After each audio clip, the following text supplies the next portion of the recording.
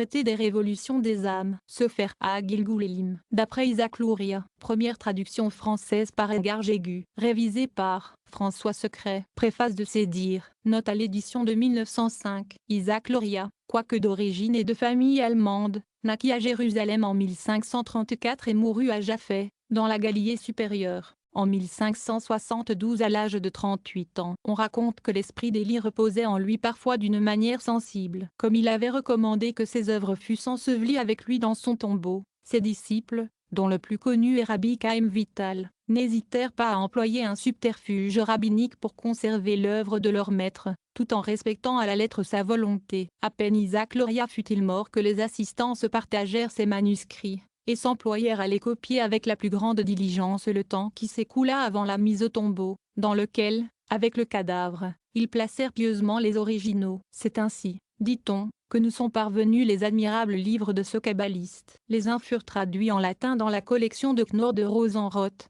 les autres sont restés manuscrits, tel son commentaire sur le Sefer Yetzira, dont des copies existent dans certaines bibliothèques privées. Chapitre 1er 1. Dans la dissertation relative au premier Adam, celui que les kabbalistes appellent l'Adam Kadmon, pour le différencier de l'Adam Protoplastes, celui-ci a toujours reçu d'eux le surnom de Harishon, parce que le premier Adam tient la première place dans tout ce qui a été émané de Dieu, comme le protoplastel dans l'espèce humaine, si bien que, par son moyen, rien n'est plus facile que de comprendre quelle est l'âme du Messie dont parle Paul à 1 Corinthiens 15, versets 45, 46, 47, 48, 49, dont nous traiterons plus largement ailleurs. Nous avons déjà expliqué ce que signifient ces 7 rois d'Édom, dont l'histoire se trouve au chapitre 36 de la Genèse versets 31 à 39, et un paral. 1.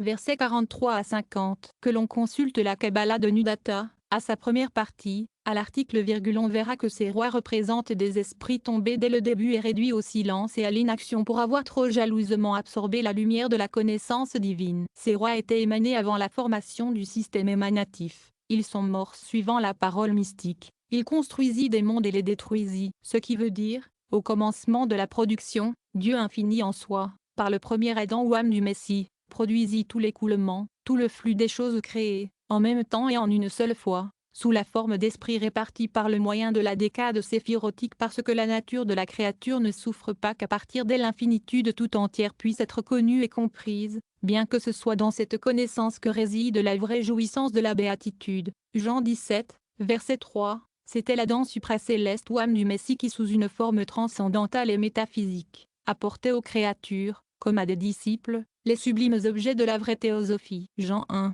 verset 18. Les kabbalistes appellent ces esprits créés des vases, et lumière la réelle représentation des objets très divins et les idées qui, réparties suivant leur hiérarchie, en découlent. Supposons maintenant que chaque séphire soit un cœur de ces esprits, ou, si l'on veut, une académie, une synagogue, une hiérarchie, une république, une armée, une corporation, peu importe le nom que l'on donne. Moins supposons aussi que ce cœur soit placé sous les ordres d'un roi, empereur, président, préfet, recteur ou docteur qui soit chargé de communiquer les enseignements donnés par le Messie aux catéchumènes qu'il commande. Nous voyons que 3 séphires, les plus élevés de la hiérarchie, ont pu, grâce à la force extrême de leur nature, recevoir entièrement en soi les ineffables dogmes de cette trop sublime école. Mais la 4e, date ou la connaissance, ou encore le premier de ces 3, trop confiant en soi, et voulant accaparer toute la lumière à la fois, en prit en soi tout ce qui en pouvait être communiqué, mais elle n'avait pas la force de tant contenir en elle,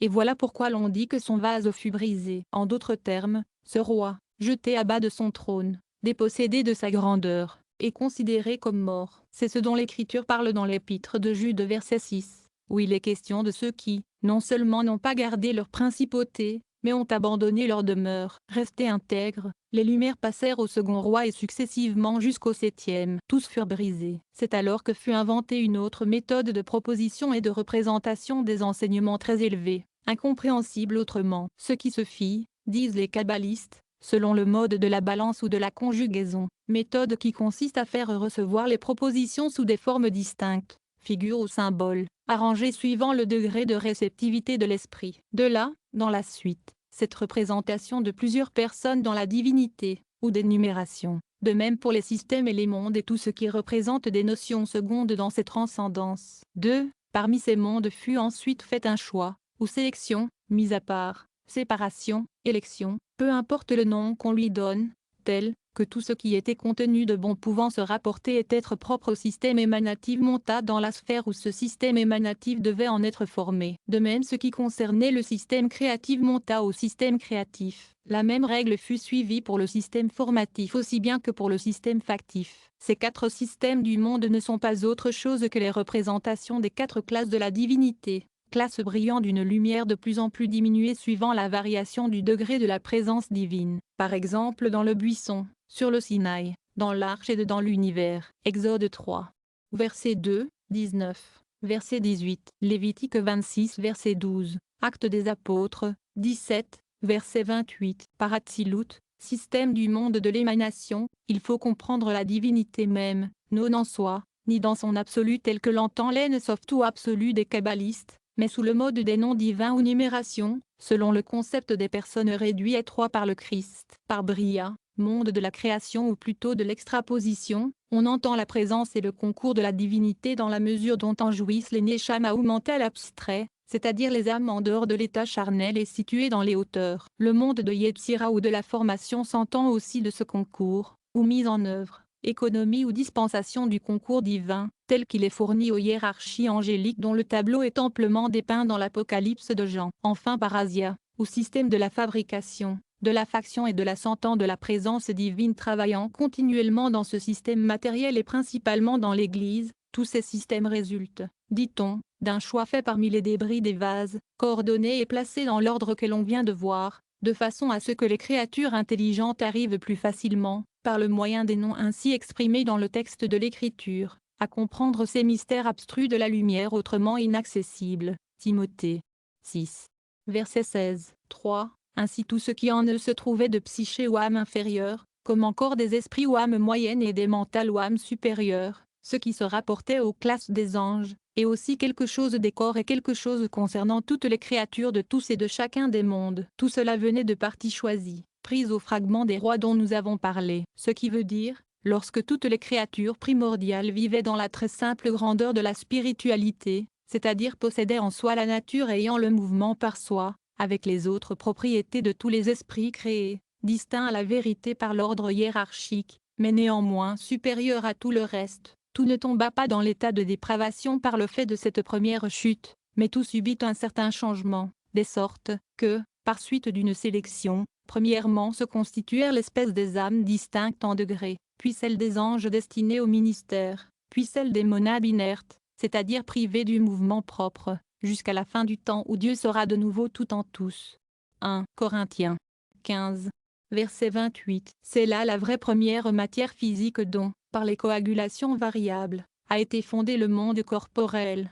4. Mais, des scories ou débris de ces sept rois furent fabriquées toutes les écorces à qui l'on donne le nom d'Adam Bélial. Proverbe 6, 12. Parce que, dans ce lieu, Dieu fit ceci contre cela. Ecclésiaste 7, 15. Le bien et le mal, ce qui revient à dire que tout ce qui, dans la chute des sept rois, était tombé dans l'état de dépravation par sa propre faute, et de l'état positif était descendu à l'état négatif, c'est-à-dire dans le désordre, l'anarchie, l'affaissement et la soumission à la mort inflexible et au vice, avait été jeté à part. C'est cela que les kabbalistes appellent écorce ou coquille. L'analogie est empruntée des arbres et des noix, où ce qui est le plus éloigné de la moelle centrale s'appelle écorce. Le nombre des esprits répartis en une certaine quantité d'ordre était considérable. Dieu, dit-on, permit que cette tourbe confuse reçût un classement, ainsi qu'une armée placée sous les ordres de ses chefs. Luc 2 verset 15 Colossiens 2 15 Éphésiens 6 12 Corinthiens 2 2 Colossiens 1 13. Elle fut distribuée sur le modèle des membres humains qui donnèrent leur nom aux différentes classes formées. 5. Quand ce Saint Romain 9 verset 5 créa donc l'Adam protoplastes, par là même, il sélectait la partie de psyché et des esprits mélangés avec le mal des sept rois, et, prenant cette partie, il en constituait l'âme de l'Adam protoplastes, âme faite de toutes les idées, des âmes. Il faut savoir que, suivant le dogme antique des Hébreux, l'Adam protoplastes ne constitue pas une personne individuée, mais tout le genre des âmes distribuées suivant ses ordres et ses degrés, sous la forme d'une armée gouvernée au moyen de signes analogues aux membres humains, par Adam comme chef, sous le commandement du Messie. C'est ainsi que ce corps est compris par l'apôtre. Éphésiens 4, verset 13, et ailleurs partout où il donne au Christ le nom de tête, parce que, dans l'état de restitution, la conduite des choses sera telle qu'elle était instituée dans la nature. Ephésiens 4. Verset 16, Romains 12. Verset 5, Corinthiens 12. Verset 27, Ephésiens 5. Verset 23, Colossiens 1.